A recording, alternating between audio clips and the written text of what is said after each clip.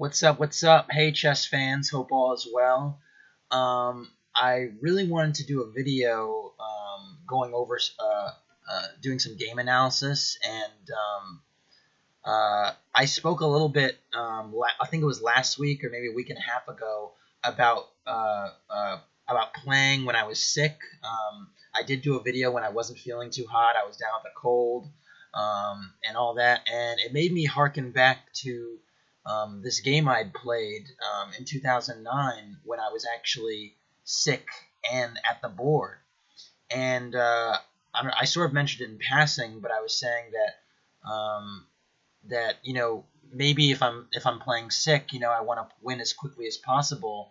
And then in fact, one of what I consider to be sort of my tactical immortal was actually a game where in the last round of a tournament where I was just totally out of it. So essentially, I just wanted to show that game and maybe get you guys a sense of the tactical flair I once played with now and then. Now it's a fleeting and pretty much distant.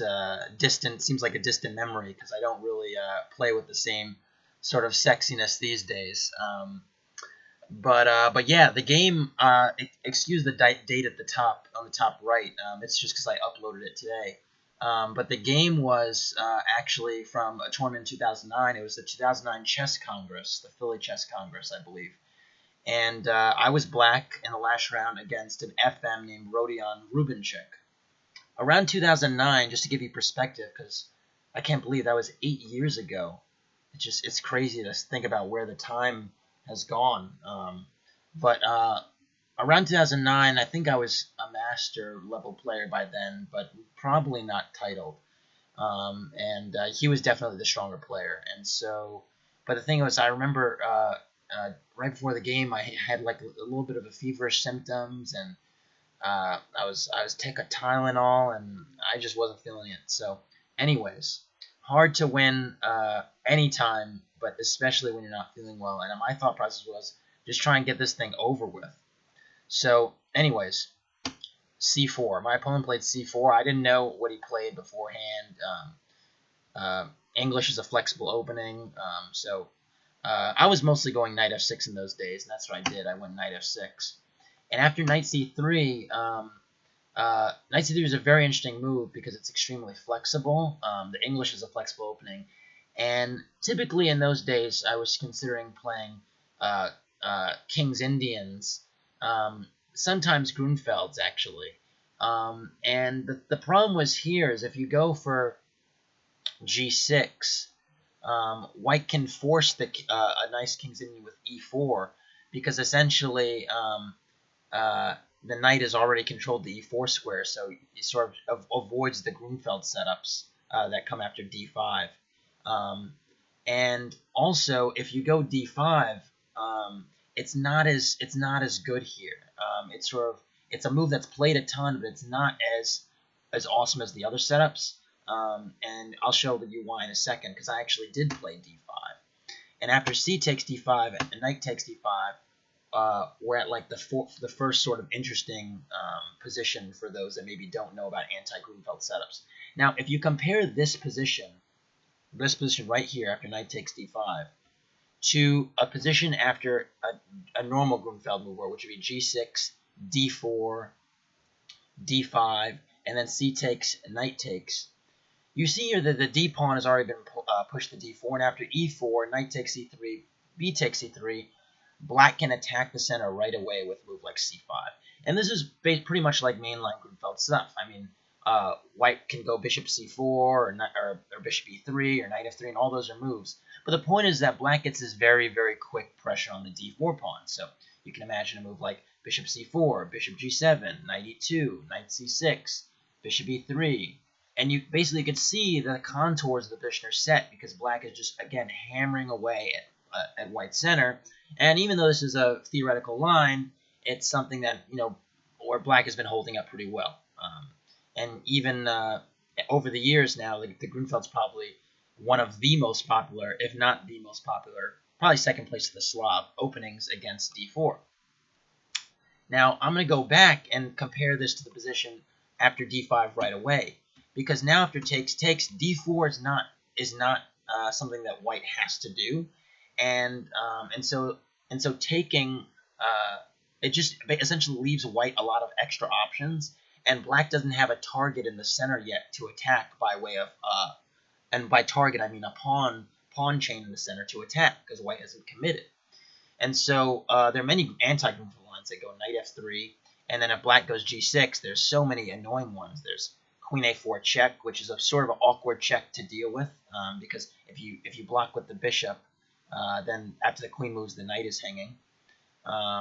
And there's also a very awkward knight c6 move, because now after knight c6, knight e5, I think, if my memory serves me correctly, and now you're going to ruin, black's going to have to concede a poor structure here, or give up the two bishops after bishop d7, after knight takes e3 and then bishop d7. So it's just a very annoying move to face. And then also after g6 is also this e4 move, a move I've played many times myself, with the idea if their knight takes e3, a white can play d takes e3 and get this very, very interesting endgame, queen takes d1, king takes d1, where white has a very nice slight edge, connected with the fact that this bishop on g7 isn't really doing much if it goes to the c3. If it goes to the g7 square, it's not really exerting any pressure on this diagonal because c3 is blunting it. So those are a few Grunfeld opening nuances. Maybe I will do a few opening videos at some point to sort of explain the lay of the land these days in certain openings. And as a matter of fact, in the comments section, if you do have any openings or things that maybe you would want to have looked at, I may entertain looking at them. So definitely do that. But yeah, basically there's just this added flexibility connected to the fact that the white pawn on d2 hasn't moved yet. And so Rubenchik played g3, which is a very, very flexible system. And the point is that you're just going to put pressure on this d5 knight, and it's looking a little bit funky. So I played g6. Keep in mind, I'm not a studly openings player at this time. The nuances of things I wasn't so keyed in on. I was just playing, again, for a very sharp game, and that I might have my chances. So after g3, g6, bishop g2, this is somewhat of a system, but I think white normally is the better of it here, because he can sort of do some things a little bit differently than normal. A normal move here would be knight b6, retreating the knight just to not out of the middle where it's not attacked, and then you might get a fianchetto Grunfeld, which goes after knight f3, bishop g7, d4, castles, knight c6, e3, and this is a theoretical line that has been played, I would dare say, definitely hundreds, but I would almost say probably thousands of times, and that was something I was a little bit more familiar with. But for some reason in this game, after bishop g2, I decided to play knight takes c3. It's a fairly irrational move, because after knight takes c3, and then b takes c3, it does two things. One, it concedes white. It allows white to get a pawn majority in the center. Now with this pawn capturing towards the center, the c pawn may support eventual d4 push.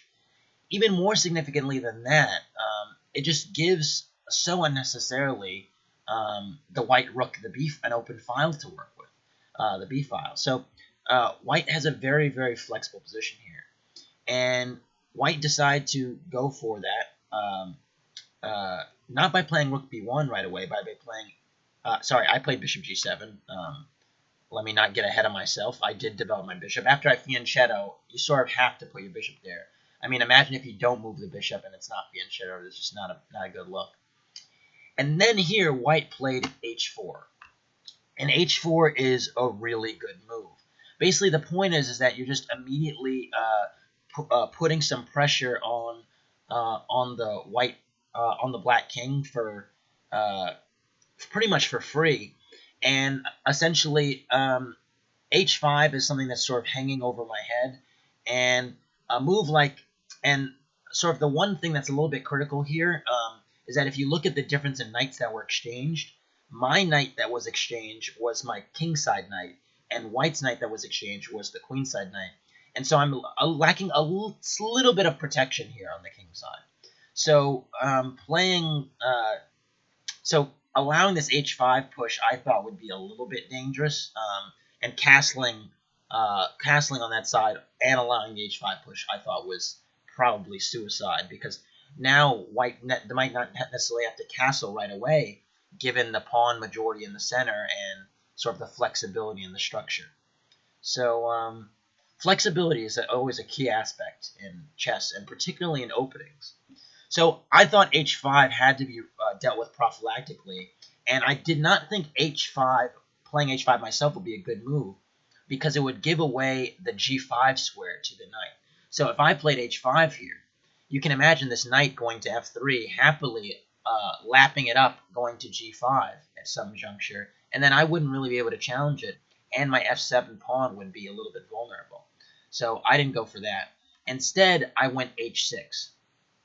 And this was something I'd done based on general principles. I'd seen in many games I'd looked at just over the years in tournament halls and all this, is that when white is going to play h4 and try to bust open a fianchetto, sometimes you could play h6, so that if white plays the move h5, then you could go g5, and then this h5 pawn, which was meant to break up the position and be sort of a strength, can actually be a weakness and a potential target later.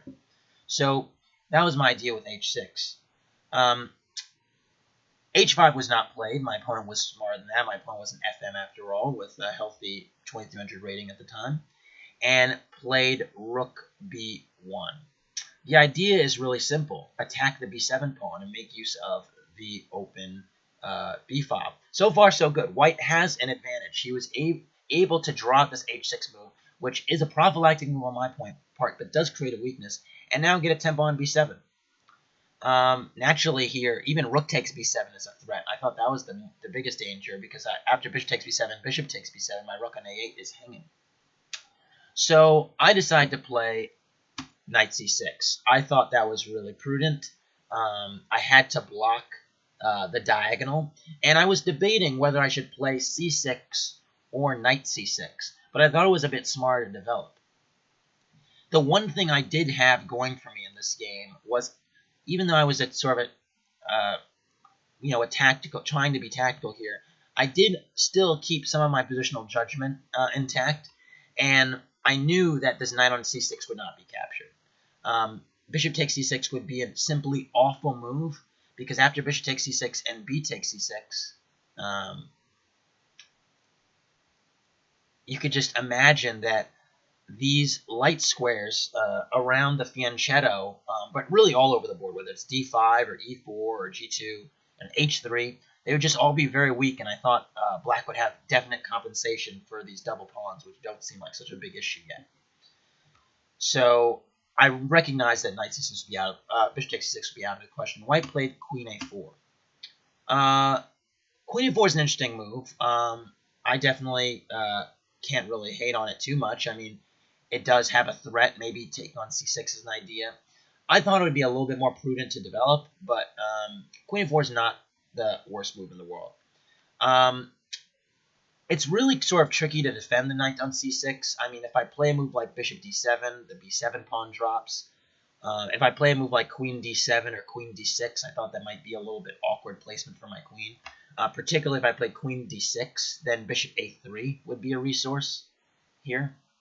That's another thing about this b takes c3 move. Now the bishop has the a3 f8 diagonal to work with.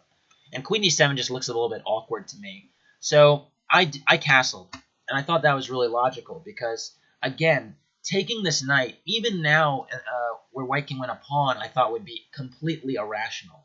White hasn't castled, and again, the light squares would be chronically weak. So if, like, let's say b takes, bishop takes c6, b takes, queen takes. Already a move like bishop e6 looks pretty good to my eye, just threatening to fork the queen, the white queen and the rook on h1. Even bishop f5 might be interesting. But the point is that these it just doesn't make sense to sort of give black all that counterplay for a pawn. And so after castles, white played knight f3, And already here I was starting to think, well, this h pawn has been moved, and so this h4 pawn, and if white actually castles, maybe the g4 square is a little bit weak. The other thing I was thinking about is structurally, my position is a little bit dubious. Dubious because I don't have a great footing in the center with my pawns, and the rook is bearing down on the b file, and I just thought that white's pawn majority, flexible pawn majority in the middle, would be my demise if this game was a long game, because I just don't have enough of a stronghold in the middle. And playing a move like e5, which is a little bit strategically double-edged, because it takes control of the center, but then it weakens some spaces around me. I say all that, but I wanted to win quickly, so I actually did play e5. And my point was, I thought I had to get some footing, some traction in the middle, even if my bishop on g7 maybe was a little bit shut out with this move. I thought I had to get some traction in the middle. I had to play e5 and take some space before white played d4 and just ran me over. And so after e5, I had an idea, and the point was that after castles, which was played, here's my idea. I played e4, and this was sort of the crown jewel of my position. And I thought it was, really, really all based upon this queen a4 move that white had played a few moves back. It gave me the time or the tempo necessary to actually execute this. And now we see the tactical problem. If queen takes e4 is played, I have bishop f5, which unfortunately is a really, really nasty skewer that I think that's what it's called, right? Skewer, that hits the rook on b1. So taking is not really possible. And I thought that this would just give me a really, really nice initiative based upon the fact that the knight doesn't have a really ideal place to go. So after e4, white went knight e1. And you might wonder here, well, the pawn on e4 is attacked twice. What are you going to do about that? I mean, f5 was not a move that looked so appealing to me. Because if I played f5, I thought I'm taking control, but I'm maybe loosening some more squares in the diagonal, and I didn't see a way to immediately break open here. I thought white could maybe play a move like d3 and just really open me up in a bad way. So instead, I played rook e8. And this was the idea. The idea is that after rook e8, the e4 pawn still isn't hanging. Because now if bishop takes e4, taking with the bishop, I still have rook takes c4, queen takes e4, and bishop f5, hitting that rook on b1. So still not possible to take. Now, in this position, my opponent finally thought for a little while and thought, okay, this is maybe a clever idea. And he didn't really think long enough, because he went for h5. And h5 threw me for a spin because I did not expect it, especially because I thought h6 was going to sort of cut out h5 ideas forever. But here there was a point. The point is that if I take on h5, I won't have this bishop f5 resource, because my bishop on f5 would not be protected after a potential exchange sacrifice on e4.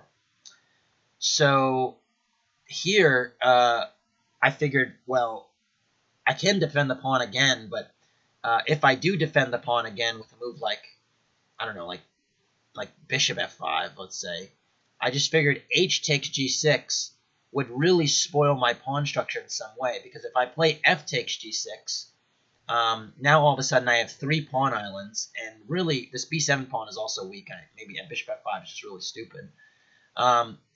And so it just didn't appeal to me to have more pawn islands, and just from a structural standpoint, it just didn't make sense. And I really had to not defend my pawns, but play tactically. And so I picked up the gauntlet and played g takes h5. And now you say, what about pawn islands? You're just saying a second ago that all this stuff mattered, and now you're saying it's not. And the point is, I was still keeping my tactical eye open. And what happened is, after bishop takes e4, I had a really nice tactical move here, which is the beginning of a sequence that I thought really showed something, at least from my... I don't know. I didn't normally play like this even back then. And I saw that the queen and the bishop were sort of far away from each other, but supposed to be connected. And I thought it was imperative that I broke that connection. And that's why I played knight d4. A really, really pretty move. Basically just breaking the connection of the queen a4 and the bishop on e4, and also threatening knight takes e2 and rook takes e4, among other things.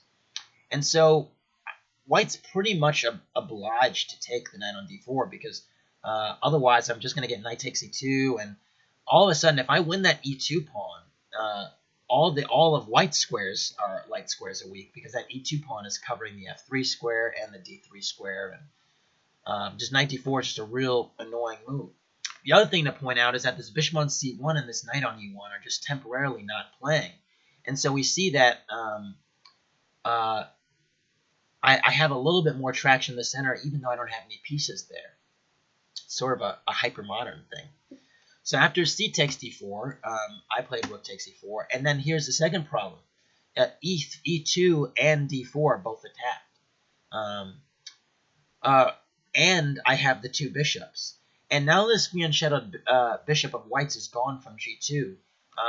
You can see that some of these light squares around white's king are pretty weak, and I was already thinking about maybe taking advantage of them. So e3 was played, and it did protect the pawn, but I got really excited because it just weakens more squares. I don't know how deeply I understood this concept back then, so maybe I'm giving myself a little bit too much credit here, because I understand the concept pretty deeply now, and I feel like I talk about it all the time like I'm a broken record, but even then I had some inkling of this concept, and well, I did appreciate the two bishops then. So after e3, I played h4, and I thought, now this fianchetto bishop is gone, and my g-file is open, it's a real opportunity for me to attack the king. Another thing to point out, this queen on a4 is far, far away, and you see this a lot of the time. When the queen is far away from the king, a lot of times that can be the key factor in why an attack actually works. So pretty much that's the other thing I had in mind. And then also keep in mind, all of white's pieces are on the back rank besides the queen. So that's another big factor. So h4, really, really tough to meet because, again, I'm just going to open white up here. Rubenchik played f3, which I think was ill-advised, and just opened up the king side just a little bit too much. I'm not going to be in the business here of offering a whole lot of valuable alternatives, but there probably were some. I maybe even considering moving the queen closer to the king right now before.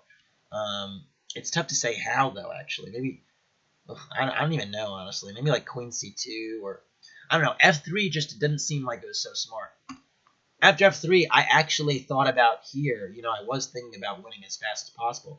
I thought about whether h takes g3 worked. I just entertained it for a second. It doesn't, because after f takes e4, queen h4, there's knight f3. And that, I think, pretty much puts an end to that. But the fact that I entertained it is just says a lot about, where my head was at, because I just don't think like that normally. So after f3, I figured, okay, I got to move this rook. That sack doesn't work. I'm still trying to attack, so there's no need to move it all the way back to e8, and instead I move it back to rook e6. And the point is that now I shift over to the g-file, and it's really hard to deal with this. And Rubenchik certainly was flustered here, because he played king f2, which is a little bit bewildering. But I think his rationale was, I can hide behind my pawns, I have the central pawn majority, let's do something with that. And it's true, he does. A move like g4 probably would have been answered with h5.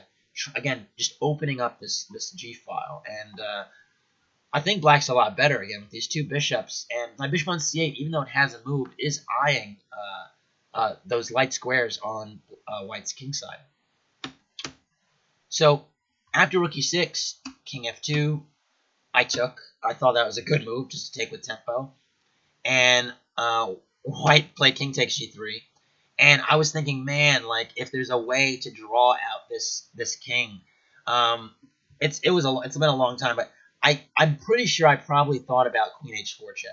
Just not because it works, because it doesn't, but after King takes Rook G6, just to sort of demonstrate how airy uh, the White King actually is, because the White King is so airy right now, and so it doesn't quite work here. But just to point that out, this King was super vulnerable, and I had my eye on it. So after King takes G3, I played the logical move, Rook G6 check, and after King F2, I was thinking, man, like these pawns are just sort of comfortably hiding the king for now. And I saw this move Queen H4 check, but I thought I'd be helping the White King sort of scuffle over to the promised land, which would probably be like somewhere like E2, where it can just be sort of hide for a little while. So I figured it'd be a little bit more prudent just to leave that where it is. And instead, I played a move that seems so weird on the surface, but again, I was really starting to feel myself here. And I played B5. Really weird move. Super, super weird. But the whole point of it is just a skewer. The point is that if Rook takes B5 or Queen takes B5, there's Bishop A6. And so that was really the idea, the crux behind that move. And essentially, yeah, that's why I went for it. White respected that idea and decided to retreat the queen and played Queen C2. And again, the funny thing is, like, B5, like, yeah, it's a legal move and stuff, but like this definitely does not help out my pawn structure at all. Like after playing B5, my whole pawn chain on the queen side is ugly. The C pawn is backward, and the A pawn just looks awkward. And if you just look at B5, I always like to say that when you push a pawn, you create weaknesses. I totally weaken C6 and A6, and it's sort of like, why are you playing B5? Well, the other point, or the small fine detail to it, was that I thought I was developing my bishop from B7 to a diagonal. So I thought I'd have this option of playing bishop B7. So after Queen C2, I played Queen D6 now. And this was the other point, actually, was that in the previous position a few moves ago, if I played Queen D6, I thought maybe I just gave White a few more options. Maybe Queen A8 check, although I'm looking at that, and Queen A8 check doesn't even look bad. But I thought after B5, just forcing the queen back would be a good thing. So Queen D6, and now that's a real threat, because now I'm actually threatening Queen H2, which would almost be mate, and would force black to get it would force White to give up the knight on E1 by blocking on G2, and that would just be over. And so here it's just really bad. It's a bad position. And I thought King E2 might be more logical, simply because then maybe the king can hide on D1. Fortunately for me, my opponent played F4. And now we see why B5 was actually such a useful move, because now that whole diagonal, B7, A8 to H1, or B7 to H1 rather, because the bishop will go to B7, is wide open. The lane is so open. And so really, really just not a move you want to be making. I see that maybe White thought about the knight coming to F3, but I just thought that was a very risky move. I went bishop B7. I thought that made a whole lot of sense. That was why I played the B5 move in some respects anyway, and now my bishop is just a laser on that square, and I was already thinking, man, if I can get Rook G2, I'm so set. So after bishop E7, Queen C5 was played, and this was sort of an interesting move, but it just doesn't fit. It just doesn't work. I mean, the idea is to trade queens. If White is able to trade queens, White could start really entertaining it working here, because my pawn structure is so ugly. It's actually probably the ugliest pawn structure I've ever had. But again, I was putting up a premium on quick victory. So Queen C5, and I was not trading queens, not for a second. So I played Queen F6, and Queen F6 had some veiled threats. I was looking at Queen H4. I was just keeping the queens on, and you can see all my pieces are really concentrated towards the middle of the board. And look at the difference with white pieces. Again, the only piece that's sort of developed for white is the queen. All the other pieces are on the back rank, and that's a problem. So after queen f6, Rubenchik played queen h5, I guess covering queen h4 check and just sort of, bring the queen a little bit closer to the king. And here I played rook e8. And again, when you bring all of your pieces to the fight, good things happen. It's not something that's sort of crazy or even something that isn't talked about. It just you'd be amazed at how many people don't do this. They don't put their pieces in the game. And already here, all my pieces are concentrated, and I've really had some nasty threats. Here, Rubenchik played knight f3, and knight f3 looks like a pretty good move. It controls the squares in the middle of the board. The knight really looks like it'd be awesome coming to e5. The knight is just really centralized, and it almost looks like white has really good safeguards around the king right now. The only problem is some of white's pieces aren't playing, and this gives me the opportunity to play a beautiful shot, which I managed to play. So if you want to find that shot, why don't you pause your video and I'll sort of give it 10 seconds and then show the move. Let me start counting. 1, 2, 3, 4.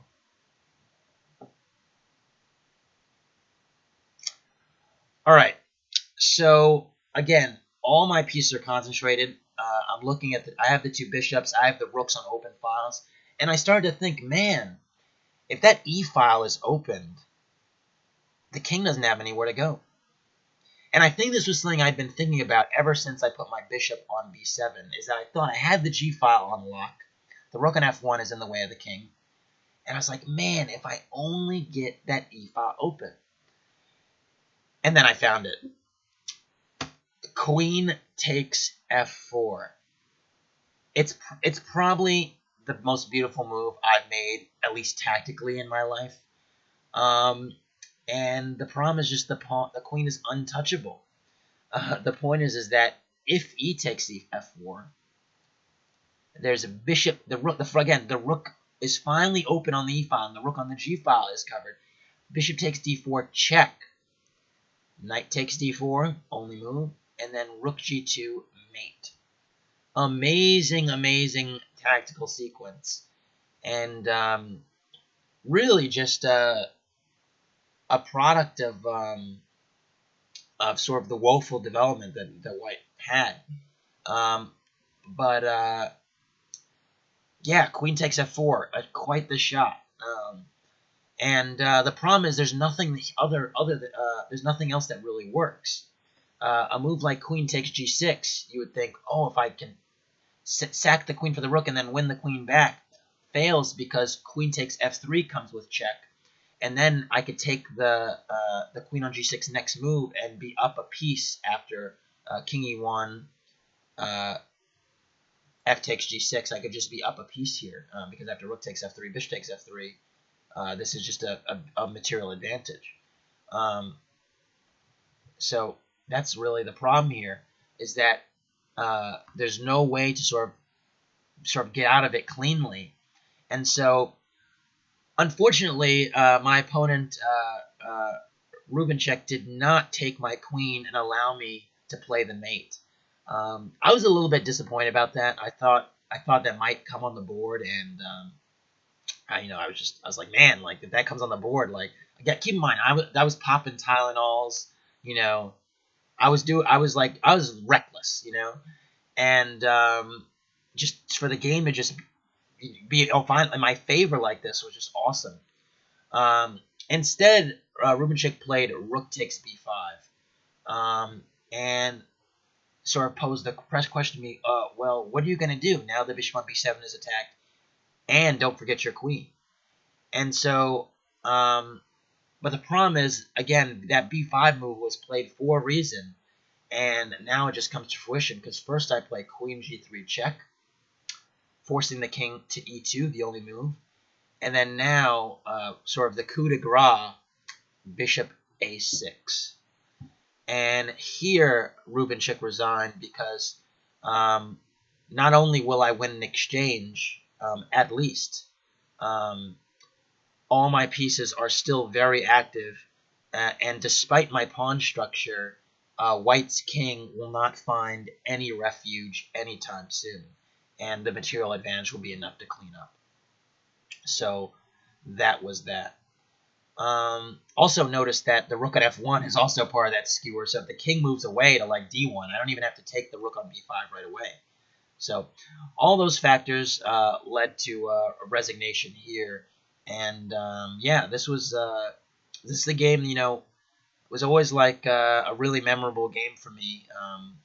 I only once played the Philly Chess Congress, and it wasn't even a super memorable tournament. Honestly, I sort of finished like I think like 15th place, 16th place, but I gained like 20 or 30 points, and this guy was higher rated than me at the time. But just it was a fun game to play, it was a fun game to show. It wasn't a fun game to sort of play because I was not feeling great. But just a great memory. So I hope you enjoyed my analysis of that game. And yeah, thanks for watching.